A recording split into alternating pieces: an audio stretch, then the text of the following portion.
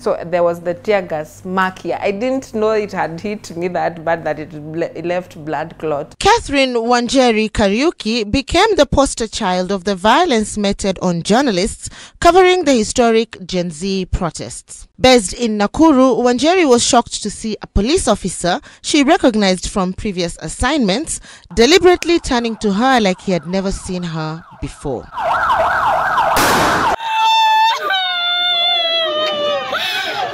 She was shot on July 16th after protesters invaded Parliament. A year later, Kate Wanjira can't walk through town. She zones out when she hears motorbikes. The attack was not only unexpected, but more importantly, unwarranted. Wanjeri was simply doing her job. She lives to tell the tale. I think those people had the intention of just getting journalists out of the way. And you see, you can be able to tell the mood of the police officer. So if you can read the mood, just let them be. What started small, a never-ending youthful rave, was actually Kenyans Gen Z who had a purpose and they were ready to fall with it. Pouring into the streets in the protests that grabbed headlines both locally and globally.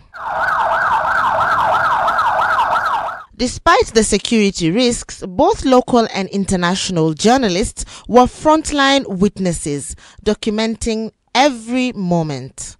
One of them was K24's David Kagina. Tunapoenda kwenye maandamano huwa tupo kwenye hatari mara mbili.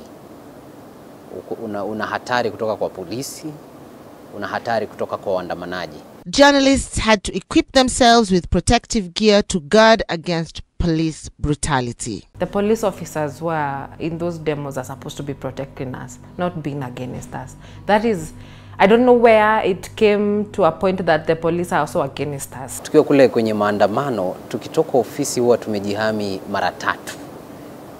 Tuko na helmets kama hii ambayo ninayo.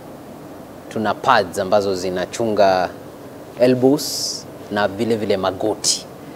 Na pia tuna mask. Camera persons faced immense pressure to keep coverage live amid chaos. Mimi microphone yangu, camera person naye asha hepa, manake sasa wakati kitoa machozi kimelipuka ni kila mtu na mguu ni ponye.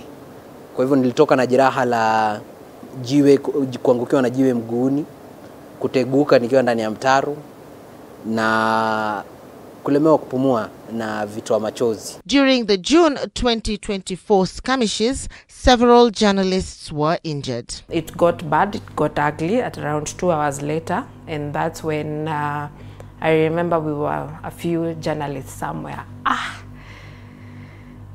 And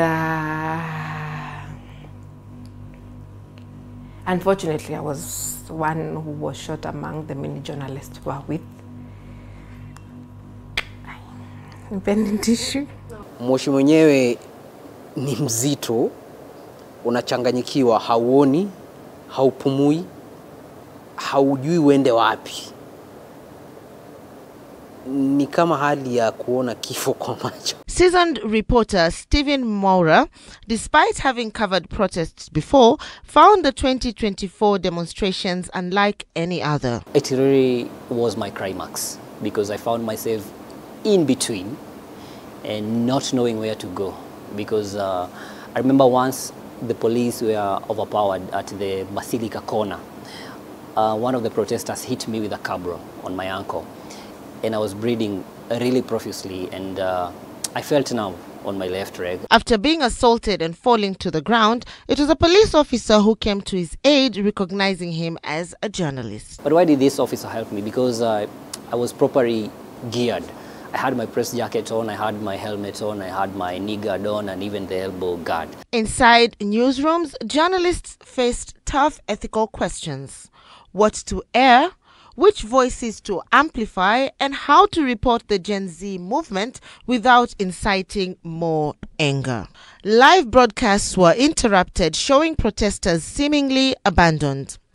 The image sparked outrage. Journalists were targeted online, some even receiving threats from security agencies. Hawaruhusiwi kupiga raia kama wanahabari sisi ndo kinga yao. For as long as kamera imewamulika, hawatapiga raia. Na wakitaka kuwapiga wakati waandamanaji wamewalemea, wanachofanya ni kurushia wanahabari vitoa machozi ama kuwarushia rubber bullets, na wakati mwingine kama Nakuru kuwapiga risasi. In a departure from tradition, mainstream media had to rely on social media to track developments and plan for the following days without official invites or press briefs. The protests also took a toll on journalists' mental health. On this day, I had to call my mom after watching 2 young men go down. Not just going down, they didn't faint, they were shot.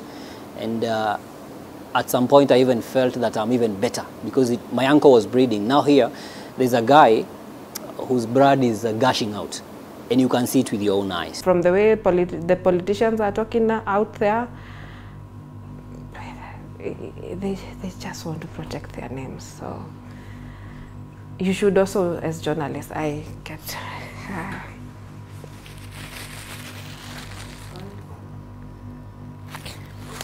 journalists should also value their lives. They should.